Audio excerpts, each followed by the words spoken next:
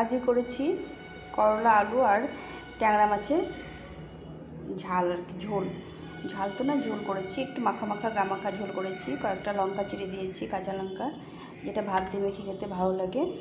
তো এই রান্নাটা বাড়িতে খুব পছন্দ করে, যার জন্য আমি রান্না করি মাঝে মাঝে।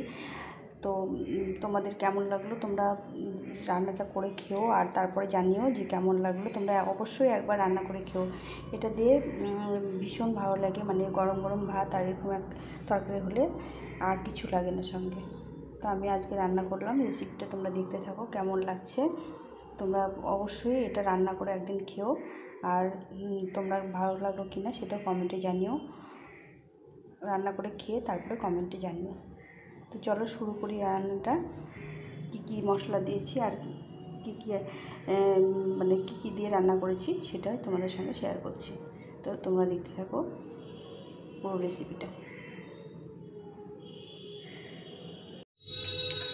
হ্যালো বন্ধুরা, তোমরা কেমন আছো? আশা করছি সবাই ভালো আছো, সুস্থ আছো। আবার সকালে চলে এলাম রান্না করতে, তোমাদের সঙ্গে একটু রান্না শেয়ার করতে। তো এখানে দেখো ট্যাংরা মাছ নিয়ে এসছে। ট্যাংরাগুলো খুব ছোট না, খুব বড় না, মিডিয়াম সাইজের ট্যাংরা মাছ নিয়ে এসছে। তো এই ট্যাংরা মাছগুলো আজ কী করে রান্না করব সেটা তোমাদের সঙ্গে শেয়ার করছি। তো এখানে দেখো একটু করলা নিয়েছি, একটু লম্বা লম্বা করে কেটে। আলু নিয়েছি, আলুটা লম্বা লম্বা করে কেটে নিয়েছি। আর পেঁয়াজগুলো একটু বড় বড় করে মোটা মোটা করে কেটে নিয়েছি। এখানে টমেটো আর কাঁচা লঙ্কা নিয়েছি। তো প্রথমে মাছটাকে একটু ভেজে নিতে হবে ভালো করে।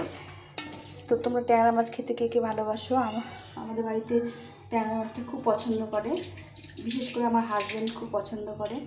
তো যার জন্য এই ট্যাংরা মাছ টাছগুলো আমাদের বেশি হয়, মানে ট্যাংরা মাছ, মাগুর মাছ, শিঙি মাছ। এখানে একটু মাছে তেল দিয়ে নেবো, তাহলে মাছটা ফুটবে না। যে কোনো আরশালা মাছে যদি একটু তেল নেওয়া যায় তাহলে মাছটা কম ফোটে। তো মাছটা মেখে নিয়েছি, এখন আমি মাছটাকে ভেজে নেব। এই সবটা মাছ একসঙ্গে ভেজে নেব। খুব একটা বেশি মাছ নেই, এখানে 250 মতো মাছ আছে। তো এখানে আমি তেলটা গরম করে নিয়েছি, তেলের মধ্যে ছেড়ে দেবো।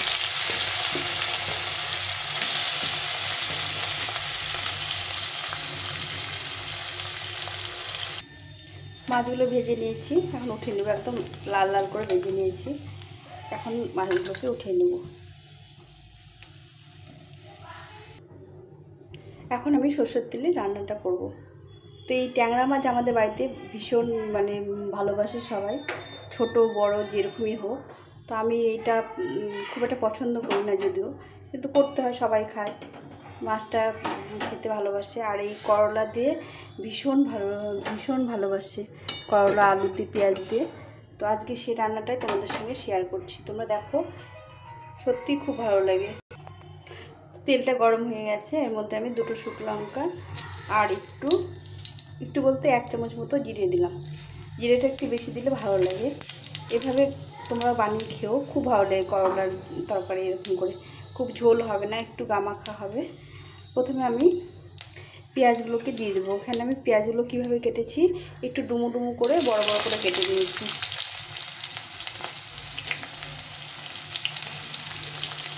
পেঁয়াজগুলোকে ভাজবো না, একটু তেলে দিয়ে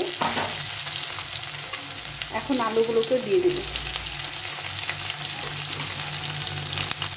এখানে আমি 2টো আলু নিয়েছি, বড় বড় 2টো আলু নিয়েছি। দিয়ে একটু ভেজে নিয়ে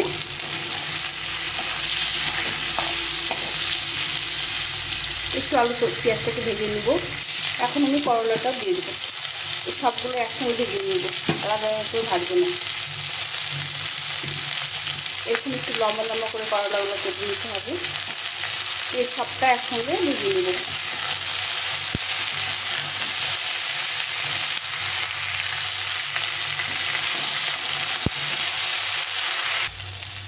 করলা আলু আর পেঁয়াজটা একসঙ্গে একটু ভেজে নিয়েছি। দেখো সুন্দর একটু লাল লাল করে ভেজে নিয়েছি, সবগুলো একসঙ্গে করে ভেজে নিয়েছি। এখন আমি এর মধ্যে দিয়ে দেবো স্বাদ মতো লবণ আর পরিমাণ মতো হলুদ গুঁড়ো। একটু বেশি করে দেবো হলুদ গুঁড়োটা, দিয়ে এটাকে ভেজে নেব।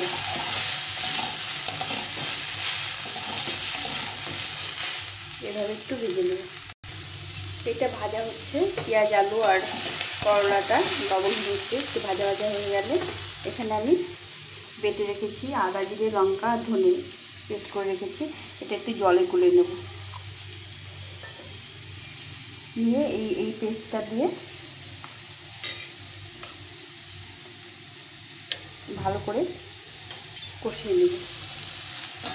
একটু ভাজা ভাজা হয়ে গেছে, লবণ হলুদ দিয়ে অনেকটা সেদ্ধ হয়ে যায় এভাবে করে, আর খেতে দারুণ লাগে। পেঁয়াজগুলো একটু গোটা গোটা, দেখো ডুমো ডুমো পেঁয়াজ আছে গোটা গোটা। এখন আমি এই মশলাটা দিয়ে দেব। এই মশলা দিয়ে একটু কষিয়ে নিতে হবে ভালো করে।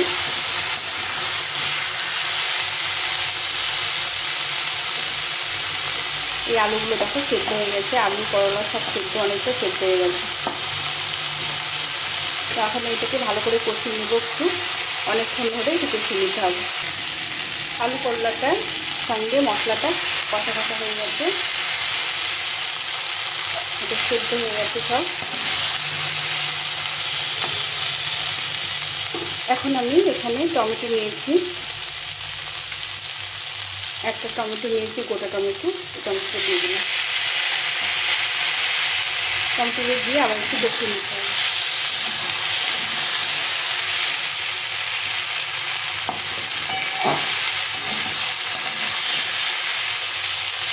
এইভাবে একটু নেড়ে চেড়ে কষিয়ে নিতে হবে।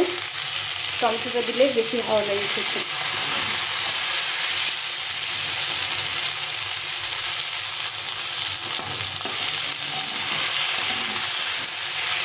খানিকক্ষণ কষিয়ে নিতে হবে এভাবে। একই সঙ্গে টমেটোটা কষা হয়ে গেছে, কিন্তু সবগুলো গোটা আছে, যে দেখো সবগুলো একটাও মানে গলা গলা হয়নি।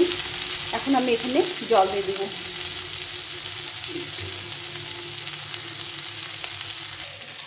এখানে আমি জলটা গরম করে নিয়েছি। গরম জল বা ফোটানো জল দিয়ে রান্না করলে তরকারিতে স্বাদটা বাড়ে।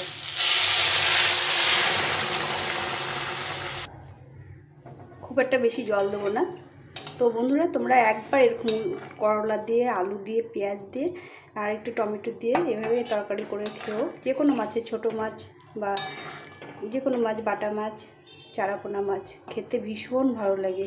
এই আমরা করলার রেসিপিটা, মানে করলা যারা খেতে চায় না, বাচ্চা কাচ্চারা যারা খেতে চায় না, এইভাবে করলে পারে তারাও খেতে চাইবে, খুব টেস্টি হয়। এই যে পেঁয়াজগুলো দেখো একদম গোটা গোটা আছে, পেঁয়াজগুলো গলা গলা করেই নিই। তো এইভাবে করে ভালো করে একটু ফুটিয়ে নিয়ে মাছটা দিয়ে দেবো। কালারটা কত সুন্দর এসছে। আর এই টমেটোগুলো গোটা থাকে, আলুগুলো, পেঁয়াজগুলো সবগুলো দেখো গোটা গোটা আছে, কিন্তু সেদ্ধ হয়ে গেছে। তো এইভাবে করে একটু ফুটিয়ে নিতে হবে কিছুক্ষণ ধরে। তরকারিটা ভালো করে ফুটে গেছে, একদম দেখো সুন্দরভাবে ফুটে গেছে। এখন আমি এর মধ্যে মাছটা দিয়ে দেবো। এই মাছটা ভেজে রেখেছিলাম, মাছটা সবটা দিয়ে দেবো।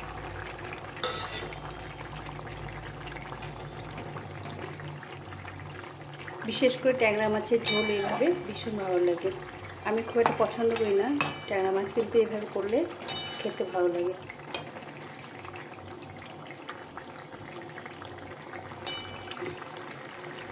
তো এইভাবে একটু ভালো করে ফুটিয়ে নিতে হবে। মাছ দেওয়ার পরে ঝোলটা ফুটে গেছে। এখন আমি এখানে কয়েকটা কাঁচা লঙ্কা দিয়ে নামিয়ে দেব।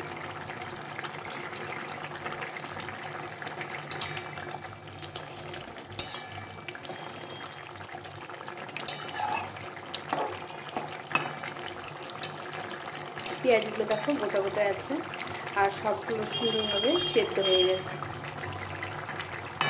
এখন এটাকে একটু ফুটিয়ে নিয়ে নামিয়ে দিতে হবে। তো আমার এইভাবে ট্যাংরা মাছের ঝোল হয়ে গেল। তো তোমাদের কেমন লাগলো রেসিপিটা অবশ্যই কমেন্ট করে জানিও। যদি ভালো লেগে থাকে তাহলে বন্ধুদের সঙ্গে শেয়ার করো। আর নতুন বন্ধুরা যদি রেসিপিটা দেখে থাকো তাহলে চ্যানেলটিকে সাবস্ক্রাইব করে পাশে থেকো।